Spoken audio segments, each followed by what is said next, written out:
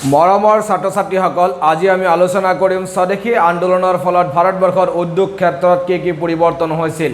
অৰ্থাৎ স্বদেশী আন্দোলনৰ ফলত ভাৰতৰ উদ্যোগ ক্ষেত্ৰত কি পৰিৱৰ্তন সাধন হৈছিল সেই বিষয়ে আমি বিস্তাৰিত আলোচনা কৰিম।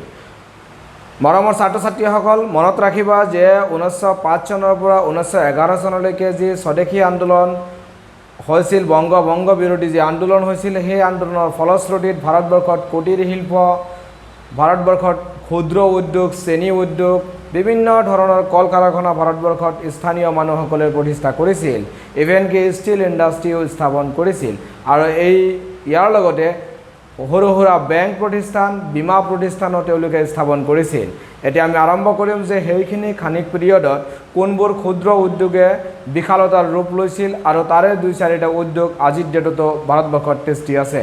আমি আহিছোঁ মূল আলোচনালৈ যে স্বদেশী আন্দোলনৰ ফলত ভাৰতবৰ্ষৰ শিল্প উদ্যোগত কি পৰিৱৰ্তন হৈছিল, কি উন্নতি সাধন হৈছিল, আমি সেয়া বিস্তাৰিতভাৱে আলোচনা কৰিম। যে স্বদেশী আন্দোলনৰ ফলত ভাৰতবৰ্ষৰ সূতা কটা কল, ক্ষুদ্ৰ মজলীয়া তাঁতশাল উদ্যোগ, সৰিয়হৰ তেলৰ উদ্যোগ, চাবোনৰ উদ্যোগ, চেনিৰ উদ্যোগ, বিস্কুটৰ কাৰখানা ইত্যাদিবোৰ হৈছিল। ইয়াৰ লগতে ভাৰতবৰ্ষত জাতীয় বেংক আৰু বীমা প্ৰতিষ্ঠানো ভাৰতবৰ্ষত তেতিয়া প্ৰতিষ্ঠা লভিছিল। তাৰ লগত সংগতি ৰাখি আমি আপোনালোকক বিশেষ কিছুমান উদ্যোগৰ কথাটো কৈছোঁ, যিবোৰ উদ্যোগে ভাৰতবৰ্ষক সেইখিনি সময়ত যথেষ্ট সকাহ প্ৰদান কৰিছিল আৰু দেশীয় বিভিন্ন বস্তু উৎপাদনত সেইখিনি সময়ত গুৰুত্বপূৰ্ণ ভূমিকা পালন কৰিছিল। আমি সেইখিনি উদ্যোগৰ কথা আমি আলোচনা কৰি আছোঁ। যে তাৰ আগতে আমি জানি ল'ব লাগিব যে এই উদ্যোগ, ভাৰতবৰ্ষত যে উদ্যোগৰ জাগৰণ হৈছিল, ভাৰতবৰ্ষত যে এক উদ্যোগিক পৰিৱেশ সৃষ্টি হৈছিল, নতুন উদ্যোগ গঢ়াৰ যি এক পৰম্পৰা সৃষ্টি হৈছিল, এই পৰম্পৰাটো ক'ৰ পৰা সৃষ্টি হৈছিল আপোনালোকে জানিব।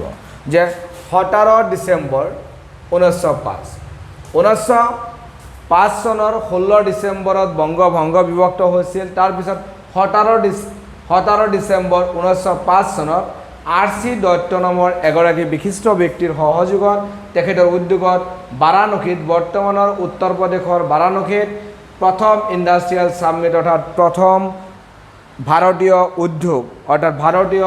উদ্যোগ সন্মিলন অনুষ্ঠিত হয়। আৰু সেই সন্মিলনত দেশীয় উদ্যোগৰ প্ৰয়োজনীয়তা, দেশীয় উদ্যোগ কেনেকৈ বিস্তাৰ কৰিব পৰা যায়, দেশীয় কি ক্ষেত্ৰত উদ্যোগ স্থাপন কৰিব পৰা যায় সেই বিষয়ে বিস্তাৰিত সেই সন্মিলনত আলোচনা হৈছিল। আৰু তাৰ পিছৰ পৰাই ভাৰতবৰ্ষত দোপে বিভিন্ন ধৰণৰ উদ্যোগ প্ৰতিষ্ঠান গঢ় লৈ উঠিছিল। আৰু তেতিয়াৰ সময়ত উল্লেখযোগ্য কিছু কাৰখানাৰ কথা আমি আপোনালোকক উল্লেখ কৰিম। আমাৰ পাঠ্যপুথিত থকা কিছু উল্লেখযোগ্য কল কাৰখানাৰ কথা উল্লেখ কৰিম, চাই থাকিব। চন 1905 কলিকতাৰ বউবজাৰত, চন 1905 কলিকতাৰ বউবজাৰত তেতিয়া প্ৰথম ইণ্ডিয়ান ষ্ট'ৰ্ছ নামৰ এখন বিপণী আৰম্ভ হৈছিল। চন 1903 লক্ষ্মী ভাণ্ডাৰ নামৰ এখন দোকান আৰম্ভ কৰিছিল ঠাকুৰ পৰিয়ালৰ, অৰ্থাৎ কবিগুৰু ৰবীন্দ্ৰনাথ ঠাকুৰৰ পৰিয়ালৰ ফালৰ পৰা সৰলা দেৱী নামৰ এগৰাকী নাৰীয়ে তেতিয়া লক্ষ্মী ভাণ্ডাৰ নামৰ এখন বিপণী খুলিছিল।